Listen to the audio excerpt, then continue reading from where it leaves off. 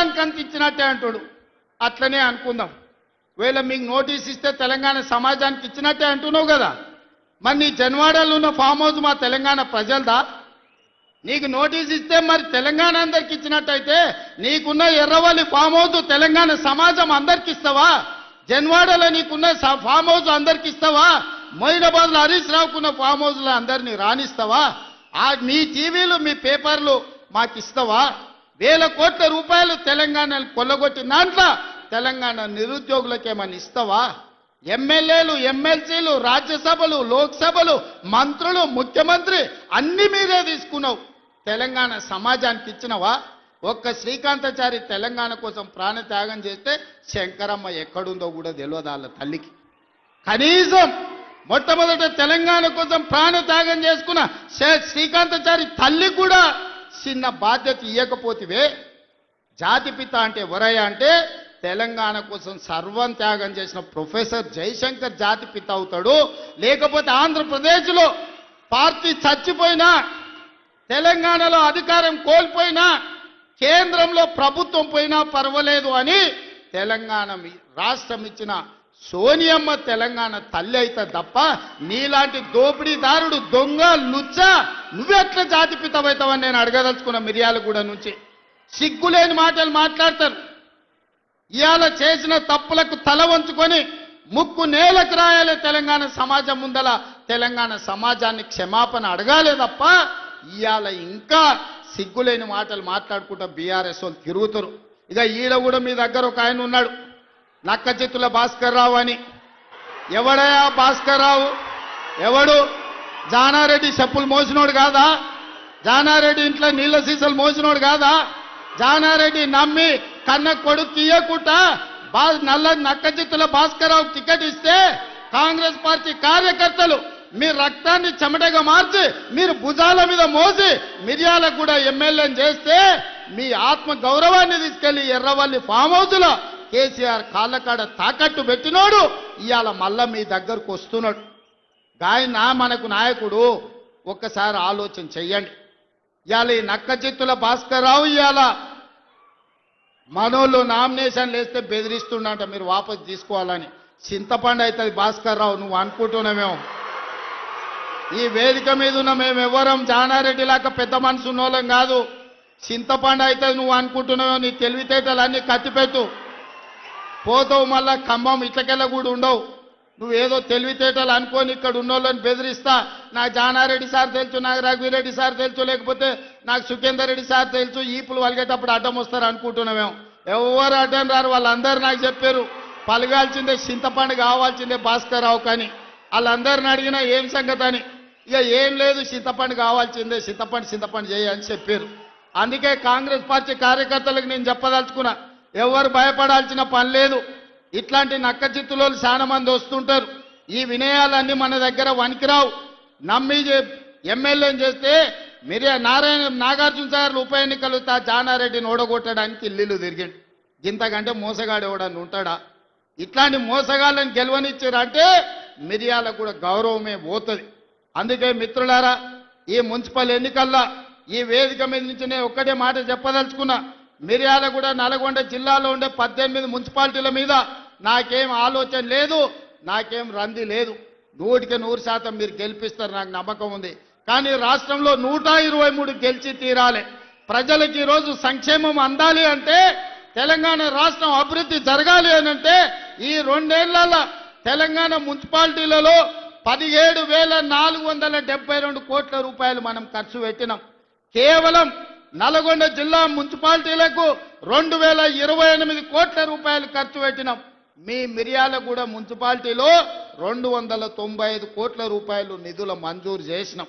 ఇవన్నీ మీ సమస్యలకు పరిష్కారం సరిపోతాయంటే సరిపోవు. భవిష్యత్తులో వేల కోట్ల రూపాయలు తీసుకొచ్చి మీ మున్సిపాలిటీలను అభివృద్ధి చేసే బాధ్యత నాది. మున్సిపల్ శాఖ నా దగ్గరనే ఉంది. స్వయంగా నేనే పర్యవేక్షిస్తున్నా.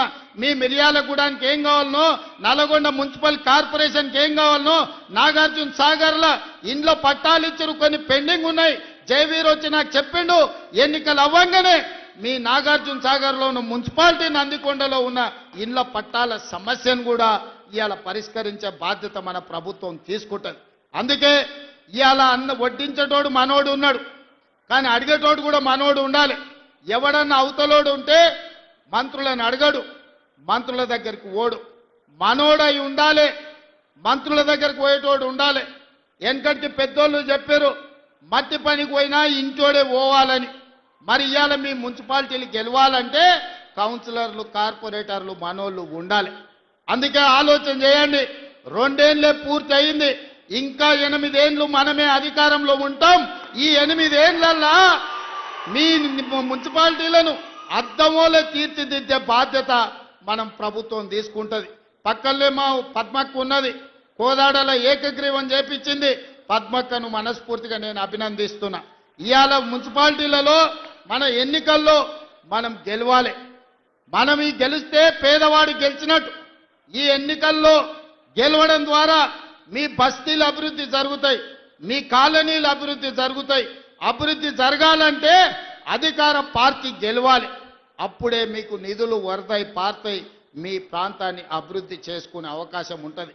చివరగా ఒక్క మాట చెప్పదలుచుకున్నా. మిర్యాలగూడల లక్ష్మారెడ్డి టికెట్ అడిగాడు, శంకర్ నాయక్ టికెట్ అడిగాడు, రఘువీరెడ్డి టికెట్ అడిగాడు. అవునా? అవునా? ఎన్నికలప్పుడు లక్ష్మారెడ్డి ఎమ్మెల్యే అయిండు, శంకర్ నాయక్ ఎమ్మెల్సీ అయిండు, రఘువీరెడ్డి ఎంపీ అయిండు. ఏనన్నా 3 పదవులు ఒక ఎమ్మెల్యే అడిగిన టికెట్లలోకి వచ్చినావా? మీరు ఆలోచన చేయరు. మా కొడంగల్లో కూడా నేను ఇచ్చుకోలేకపోయినా, కానీ మిర్యాలగూడ కార్యకర్తల అదృష్టం, టికెట్ అడిగిన ముగ్గురికి ఒక ఆయన ఎమ్మెల్సీ, ఒక ఆయన ఎమ్మెల్యే, ఇంకొక ఆయన ఎంపీ అయిండు. మీరు ఒక్క ఓటేస్తే మీరు ముగ్గురు సేవకులు మీకు వచ్చారు. అదనంగా మీకు వెంకటరెడ్డి, ఉత్తమ్ కుమార్ రెడ్డి గారు మంత్రులుగా మీకు అందుబాటులోనే ఉన్నారు. కాబట్టి మిర్యాలగూడ ప్రజలు అదృష్టవంతులు. ఈ ప్రాంతం అభివృద్ధి చెందుతుంది. రేషన్ కార్డులు ఇచ్చినప్పుడైనా, కార్యక్రమాలు తీసుకున్నప్పుడైనా, మంచి కార్యక్రమం ఏది మొదలుపెట్టినా నల్గొండ జిల్లా ఈ ప్రాంతం నుంచే మొదలు పెడుతున్నాం. ఇది కూడా చాలా మంచి కార్యక్రమం, ప్రజలకు ఉపయోగపడే కార్యక్రమం. ఈ మున్సిపల్ ఎన్నికల్లో మీరు ఒక్కటే గుర్తుపెట్టుకోండి, ఒక్కసారి ఆలోచన చేయండి. బూతులకు పోయిన తర్వాత ఇవాళ మా ఇందిరమ్మ చీరలు కట్టుకున్న అక్కలు ఆ ఎల్ల బతుకమ్మ చీరలు ఇచ్చిండ్రు. ఎన్నడన్నా కట్టుకునే కాబీలు ఉండేనా? బాయికాడ పిట్టల్ని భయపెట్టడానికి ఆనాడు బతుకమ్మ చీరలు కట్టిండ్రు.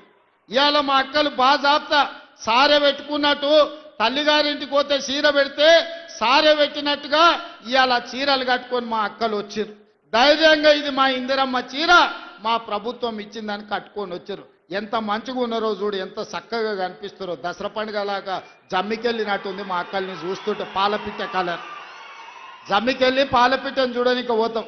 ఇవాళ మా అక్కల చీరలు కూడా పాలపిట్ట కలర్తో ఎట్లా మెరిసిపోతురో చూడు ఆ స్క్రీన్ మీద. మా మగోళ్ళందరూ కూడా వాళ్ళు అడిగేటట్టు మాకు కూడా ఇస్తే మేము కూడా కట్టుకుంటామని.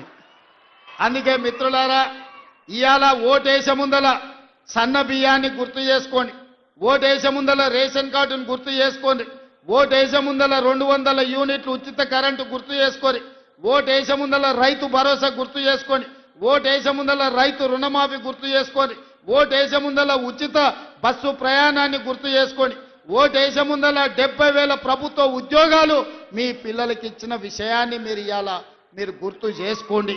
ఇట్లా ఓటుకు లైన్లో నిలబడ్డప్పుడు 2 ఏళ్లలో మనకేమన్నా వచ్చిందా? 2 ఏళ్లలో ఇందిరమ్మ ఇల్లు మాకు ఎన్ని వచ్చినాయని లెక్క తీసుకోండి. ఇవాళ ఆలోచన చేసుకోండి, కాంగ్రెస్ పార్టీని గెలిపించండి. మీరందరూ ప్రతి ఒక్కరికి చెప్పండి, ఈ ప్రభుత్వం మనది, మన ప్రభుత్వాన్ని గెలిపించుకోవాల్సిన బాధ్యత, ఈ ప్రభుత్వాన్ని నిలబెట్టుకోవాల్సిన బాధ్యత మీ మీదనే ఉన్నది. అందుకే ఇవాళ మీ అందరినీ చూసినాక నాకు మనస్ఫూర్తి